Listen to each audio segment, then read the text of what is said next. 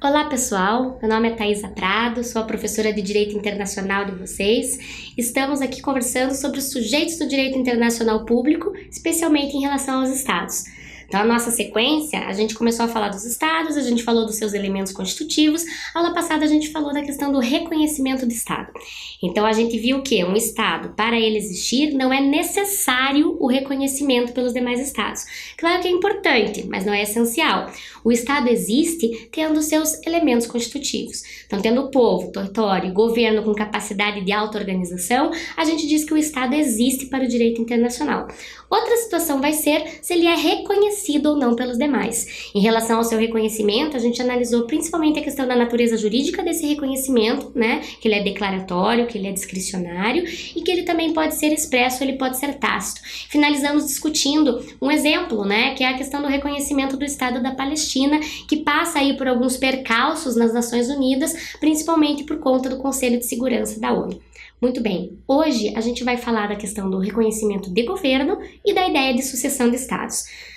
Então vejam, até separei em aulas distintas, porque reconhecimento de estado e reconhecimento de governo são situações distintas. Uma coisa é você não reconhecer o estado como um todo, outra é você não reconhecer apenas o governo daquele estado.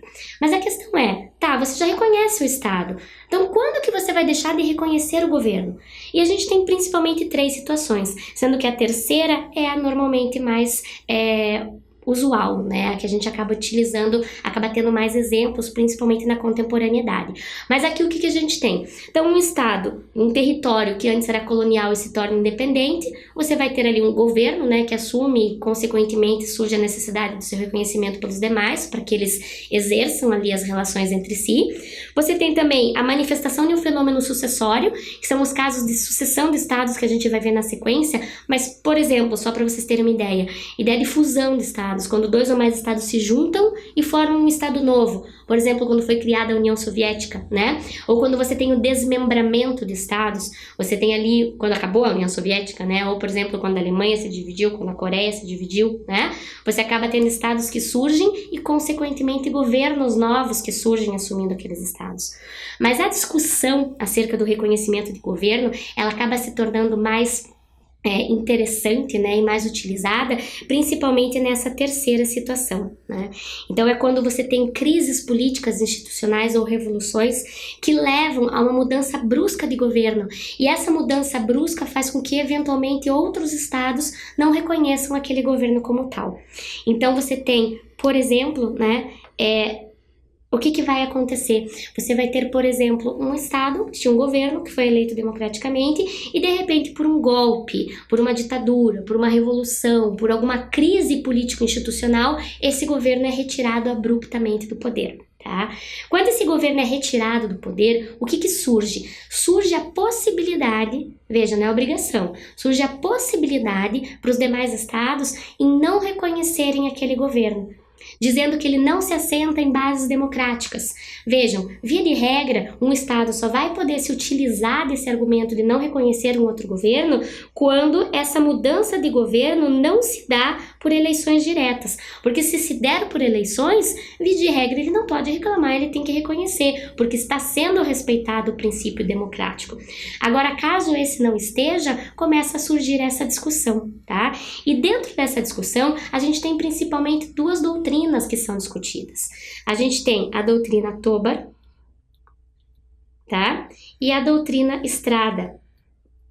Elas levam o nome dos seus pensadores, né? Então a gente tem a doutrina Tobar, era Carlos Tobar, né? Que ele desenvolveu a ideia de que um governo golpista, um governo revolucionário, só poderia ser reconhecido após o sufrágio popular, após a realização realmente do exercício da democracia para legitimar aquele governo, né? Vejam, essa doutrina ela é considerada um pouco agressiva e invasiva, porque ela acaba obrigando o Estado a fazer aquilo que outro estado acha correto, né? Então veja, um estado sofreu ali uma determinada revolução, um novo governo tomou o poder. A gente não está dizendo que o correto é isso, né? Todo mundo acha que o correto é você respeitar o ideal democrático. Mas veja, a doutrina Tobar, ela vai dizer o seguinte: eu só volto a me comunicar com você a partir do momento que você realizar esse voto. Então você acaba obrigando, você acaba interferindo nos assuntos internos do Estado. Diferente da doutrina Estrada, baseada nas ideias de Genaro Estrada, que ela é um pouco mais aceita por ser mais sutil. Ela é mais sutil em que sentido? Ambas acham que governos golpistas não estão corretos. Ambas acham que o povo deve ir às urnas e garantir a legitimidade democrática, votar e escolher os seus representantes.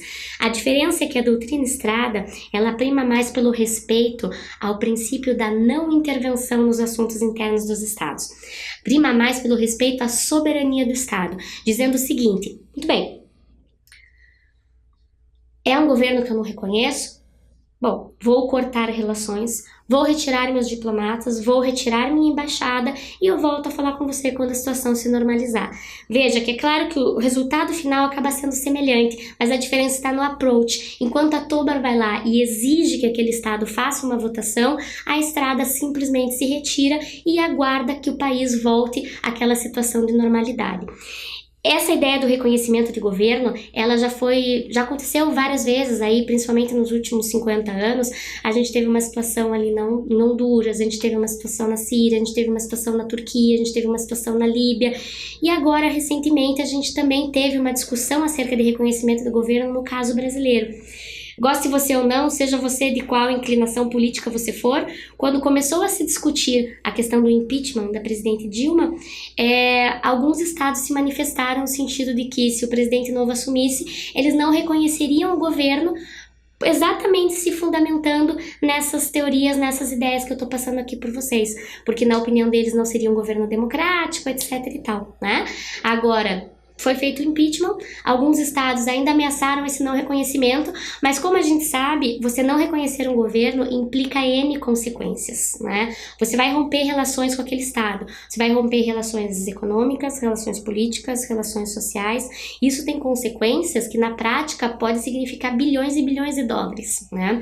Então uma coisa é você não dizer que não vai reconhecer o governo, outra coisa é efetivamente na prática você não reconhecer. Então por isso que muitas vezes, por mais que eventualmente aconteça mesmo um golpe, uma revolução num estado, isso não significa que automaticamente todos os estados vão deixar de reconhecer aquele governo, porque existem interesses políticos e econômicos envolvidos que por vezes podem ultrapassar, né, esse interesse de reconhecer ou não um governo fruto de um golpe ou de uma ditadura ou de uma revolução. Tá?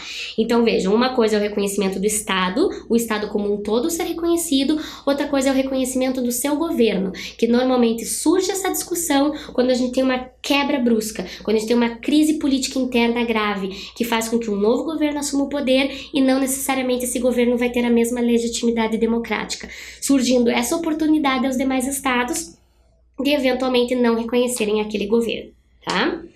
Muito bem. O último tópico que a gente tem aqui em relação aos estados é a ideia de sucessão de estados. Vejam, o estado, a partir do momento que ele tem os seus elementos constitutivos e ele é criado, a tendência é que ele continue existindo. Por isso que eu coloquei aqui para vocês que a regra é o princípio da continuidade do Estado. A partir do momento que ele é formado, o Estado é uma instituição perene, ele é uma instituição estável. Você tem ali povo, território e governo, você não tem aquilo para no dia seguinte deixar de existir. Você tem aquilo para que, via de regra, perdure por décadas, por séculos, por milênios. Então essa é a regra. É a continuidade do Estado naquele molde que ele foi criado. Então, por mais que eventualmente ele sofra alguma crise, mude a sua roupagem política, ele vai permanecer naquela estrutura básica que ele tinha, né? Então a regra é a continuidade do Estado. Bom, só que como toda boa regra no direito, a gente tem aqui uma linda exceção, né? Então, se a regra é a continuidade do Estado, a exceção vai ser a transformação ou a sucessão de Estados, né? Veja, a gente fala em sucessão de Estados, você pode pensar lá no direito sucessório, né? Lá no direito civil. Então, quando você pensa em direito sucessório, o que vem na cabeça, né? Ah, alguém morreu, patrimônio, herança, né, testamento, inventário, né? Então, o que você tem lá no direito sucessório? Você vai ter uma personalidade jurídica, né, uma pessoa que deixa de existir, e aí a gente vai disciplinar como é que vai ficar a transmissão desse patrimônio que a pessoa tinha, né? Como é que ficam os efeitos jurídicos daquela personalidade jurídica deixar de existir. Claro que em outras proporções, aqui a gente estuda um negócio semelhante. Então a gente também está falando de um Estado que, naquela roupagem tradicional, naquela estrutura que ele possuía, ele deixa de existir.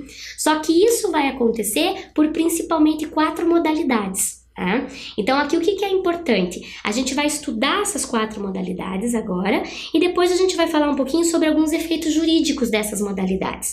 Mas eu prometo para vocês, se a gente aprender bem as modalidades, não precisa decorar esse quadro, não precisa decorar. A gente vai ver que o quadro é decorrência lógica do que a gente vai aprender, tá? Então não desespera, a gente aprendendo as modalidades, a gente vai saber os efeitos jurídicos, pelo menos 99% deles. Bom, coloquei aqui 4 modalidades. A primeira é a fusão. Fusão, pensa em fundir, em unir, fundir de queijo, né, que delícia. Pensa em fundir, você pega uma coisa, você junta com outra e você transforma numa terceira, né? Então a fusão, ela tem exatamente essa ideia. Você vai pegar um estado A, tá? Que se junta com um estado B e você vai formar um estado C. Pode ser 2 ou mais estados, né? Mas a ideia é que você está fundindo soberanias, fundindo estados e criando um estado novo. Isso aconteceu, por exemplo, na criação da União Soviética. Então, vários estados se reuniram e criaram um estado novo. Muito bem. Outra modalidade que a gente tem é a agregação. Agregar, incorporar. Pensa no Pac-Man, né? Numa bola de neve que vai agregando, que vai juntando aquilo cada vez mais, né? Aqui você também tem um estado que se junta com o outro. Mas ao invés de você ter a criação de um terceiro, um desses 2 desaparece e o outro continua existindo. Então, por exemplo, eu botei aqui, você vai ter, vou escrever aqui em cima, ó, você vai ter um estado A, isso na agregação, que se junta com um estado B, o B deixa de existir e permanece o estado A, né? Agregou, você pegou aquele estado como um todo. Às vezes me perguntam, o que aconteceu no Acre aqui? Não, o Acre é um outro exemplo que a gente vai ver mais para baixo. Por quê? Porque você, na agregação, o estado inteiro deixa de existir, tá? É aquela soberania como um todo que ela é agregada. Então, por exemplo, se o Brasil agregasse o estado do Paraguai inteiro e o Paraguai deixasse de existir. Ou, por exemplo, o que aconteceu quando as Alemanhas voltaram, né? A gente teve a Alemanha, ela se dividiu em oriental e ocidental. Quando a Alemanha cai o Muro de Berlim e elas voltam a ser uma só, na verdade o que aconteceu é que a ocidental, ela agrega a oriental para ela e permanece, né, apenas a Alemanha ocidental. Para não ficar ocidental, eles cortam o ocidental, fica só a Alemanha, né? Mas então seria um exemplo em que uma soberania inteira deixa de existir, sendo agregada pelo outro estado. Muito bem. Desmembramento, né? O próprio nome já nos ajuda. Você tem o desmembramento. Era um estado e ele se desmembra, ele se divide em 2 ou mais estados. Alguns exemplos: a Alemanha quando se dividiu em ocidental e oriental, União Soviética quando se desfez, Coreia quando se dividiu em Coreia do Norte e Coreia do Sul, né? A gente tem aí exemplos de desmembramento. E o último caso é o de transferência territorial. Transferência territorial, você não vai ter uma soberania que deixa de existir, mas você tem uma parcela de um estado que vai para outro estado. E aí a gente tem alguns exemplos, como o Acre, né? O estado do Acre, ele não pertenceu sempre ao Brasil. Ele antes pertencia à Bolívia. Quando o Brasil vai lá e adquire o Acre, pergunto para vocês, a Bolívia deixou de existir? Não, Bolívia ainda existe. Então não é uma agregação, é uma transferência territorial. Esse território que antes pertencia à Bolívia passa a pertencer ao Brasil. Mesma coisa aconteceu no Alasca, nos Estados Unidos. Então o Alasca, ele pertencia à Rússia. Quando o Alasca passa a ser dos Estados Unidos, a Rússia deixa de existir? Não, né? É só parte do território que passa a ser de outro estado. Mesma coisa a gente vai pensar lá na Califórnia, naqueles estados do sudoeste ali dos Estados Unidos, né? Eram do México, passou a ser dos Estados Unidos. O México deixou de existir? Não. Transferência de território. Tanto que se você vai ali para o sul da Califórnia, as cidades têm todos nome em espanhol, né? Você fala El Paso, Sacramento, Los Angeles, né? Tudo nome em espanhol, porque pertencia ao México, mas passou a ser dos Estados Unidos. Então, são todos exemplos de transferência territorial, no qual a soberania daquele Estado que transfere não deixa de existir, mas apenas parcela do território muda, tá? Então, essas são aqui as 4 principais modalidades de sucessão de Estados. Sabendo isso, a gente vai dar uma olhadinha em alguns efeitos jurídicos. E vejam como vai ser tudo muito lógico, tá? Então, olha bem, a gente estava falando que vamos ver aqui, ó, eu coloquei 3 efeitos jurídicos para a gente analisar. Então, tem a questão da nacionalidade, dos bens públicos e das dívidas públicas. E a gente vai analisar eles em cada uma das modalidades, tá? Então, vamos ver primeiro ali a nacionalidade. A gente viu que na fusão, a nacionalidade é o que vai acontecer na fusão. Você tem um Estado A que se junta com o B e forma o Estado C. Logo, se esses dois deixaram de existir e permaneceu o Estado C, você tem uma nova nacionalidade. A agregação. Um Estado vai lá e incorpora completamente o outro, esse outro deixa de existir. De quem que vai ser a nacionalidade? Do único que existe. Uma das nacionalidades vai desaparecer. Desmembramento. Você tem um Estado que se divide em vários, né? Como é que fica a nacionalidade? Cada um vai ter a nacionalidade daquele Estado que surgiu. Então, a nacionalidade do Estado que surge. E na transferência territorial? Tava todo mundo ali no Acre, né? O Acre deixa de ser da Bolívia, passa a ser do Brasil. Agora as pessoas que estão ali são brasileiras, né? Então você vai ter o quê? A nacionalidade do Estado para quem foi transferido o território. Califórnia, antes era México, agora é Estados Unidos. O pessoal lá é americano, tá? Então você vai ter a nacionalidade de acordo com a mudança do território, vai seguir a nacionalidade para o país para o qual foi transferido. Muito bem. Bens públicos. Pensa que naquele território você tem bens públicos. Você tem universidade, você tem indústrias, você tem usinas, você tem monumentos, você tem museus, né? A partir do momento que essas sucessões acontecem, que essas modalidades acontecem, como que ficam esses bens públicos, né? Então vamos tentar imaginar. Fusão. Você tinha o Estado A, você tinha o Estado B. Tudo virou Estado C. Os bens públicos vão ser de quem? Todos vão ser do Estado C. Então, os bens públicos passam para o novo Estado. Na agregação, você tem um Estado que agrega e incorpora completamente o outro. Todos os bens públicos que tinham vão ser de quem? Vão ser do Estado que permanece, se o outro deixou de existir, né? Então, bens públicos passam para o Estado que permanece. Vamos pensar agora no desmembramento. Ó, você tem aqui um território que foi dividido aqui em 3. Aqui, digamos que você tinha ali um museu, aqui você tinha uma usina, aqui você tinha uma universidade, né? Pergunto para vocês, a partir do momento que foi dividido, com quem que ficam os bens públicos, né? Olha ali o desenhinho. Cada um vai ficar no respectivo território do Estado. Então, aqui, ó, ficam no território respectivo de cada Estado. Mesma situação acontece na transferência territorial. Então, você tinha lá uma usina hidrelétrica maravilhosa naquele determinado território. A partir do momento que o território deixa de ser de um Estado e passa a ser do outro, aquele bem público passa a ser desse novo Estado que incorporou, né, que foi para quem foi transferido esse território. Então, aqui ficam no território respectivo de cada Estado. Viu como é só usar a lógica, né? É que aqui eu não tenho 2 quadros, mas se você ficar voltando um para o outro, você consegue resolver com a lógica, você não precisa decorar o quadrinho, tá? Último efeito jurídico que eu levantei aqui pra gente são as dívidas públicas. Como é que fica em questão as dívidas? Então veja, o Estado eventualmente tem dívidas internacionais, tem dívidas públicas. A partir do momento que você faz essa transferência, que você faz essa fusão, que você faz essa agregação, como é que fica a questão das dívidas, né? Então eu botei aqui, fusão, pensa comigo, você tem o Estado A, você tem o Estado B, os dois se juntam, viram o Estado C. Quem que vai assumir todas as dívidas? O C, né? Então o Estado que surge assume as dívidas do Estado antecessor. Agregação, mesma lógica. Você tem um Estado que incorpora integralmente o outro Estado. Esse outro deixa de existir, só o A permanece. Quem que vai assumir todas as dívidas? O A, né? Então, o Estado que permanece assume as dívidas. Esses 2 últimos a gente não consegue resolver totalmente pela lógica, né? Então, veja, de 12 itens do quadrinho, 10 a gente resolve pela lógica. Esses 2 exigem um pouquinho mais da gente. Mas vamos tentar entender aqui de uma maneira bem simples, tá? Então, eu tô falando dos efeitos jurídicos no desmembramento e na transferência territorial em relação às dívidas públicas. Vejam, todos esses efeitos que eu coloquei aqui, a gente está trabalhando com base numa regra desenvolvida aí pela doutrina e pela jurisprudência internacional. Mas nada impede que, na prática, os estados disciplinem de forma diversa, tá? Então, aqui, o que se orienta? Orienta, por exemplo, no caso das dívidas públicas e do desmembramento, que os estados observem o princípio da repartição ponderada da dívida. O que é isso? Então, olha só, a gente fez esse desenho aqui em cima do estado, tá?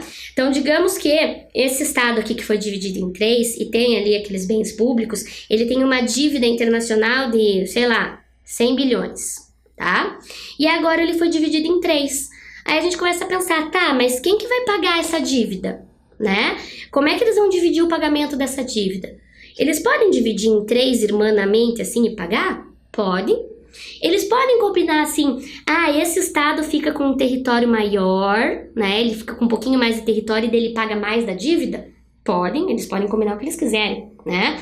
Mas o princípio da repartição ponderada da dívida vai dizer o seguinte, que eles têm que levar em consideração a origem da dívida. O que ocasionou esse empréstimo? Então, por exemplo, digamos que desses 100 bilhões que eles devem, 50 bilhões foi para construir essa usina aqui, ó. Olha aqui, ó, desenho aqui, ó. Foi para construir essa usina aqui, 50 bilhões. E agora, só esse estado vai ter proveito dessa usina. Será que é justo que todo mundo pague a mesma coisa por essa usina, que só ele que vai tirar proveito? Né? Então seria dentro dessa lógica, princípio da repartição ponderada da dívida, você utilizar como base a origem daquela dívida, a origem daquele empréstimo, para dividir de quem que seria a responsabilidade pelo pagamento daquele débito, tá? Então isso a gente vai aplicar tanto no desmembramento como na transferência territorial. Transferir o território, existe uma dívida em relação a algo que foi realizado naquele território, quem que vai ter proveito em relação àquilo? Você faz uma repartição ponderada daquela dívida, tendo como base quem que vai ficar beneficiado por aquele investimento, por aquele empréstimo que foi feito, né? Novamente, isso aqui seria uma orientação. Nada impede que na prática os estados disciplinem de forma diversa por tratado internacional, até por serem soberanos e poderem, né, dentro da consensualidade, dentro da cooperação, disciplinar no tratado aquilo que eles achem mais adequado, tá? Certo, pessoal? Então, a gente, em relação aos estados, falou sobre seus elementos constitutivos, reconhecimento de estado, reconhecimento de governo e agora sucessão de estados. Acredito que esses sejam os principais temas que a gente tem para destacar em relação ao estado como sujeito de direito internacional público. Já falamos também do papel do indivíduo e, na sequência, a gente vai tratar um pouquinho sobre as organizações internacionais, que também são extremamente importantes para o desenvolvimento e para o relacionamento dos estados nesse direito internacional. Bom, pessoal, espero que estejam gostando, né? Esteja tudo certo aí na nossa vida e espero vocês na próxima aula, tá? Muito obrigada, até lá!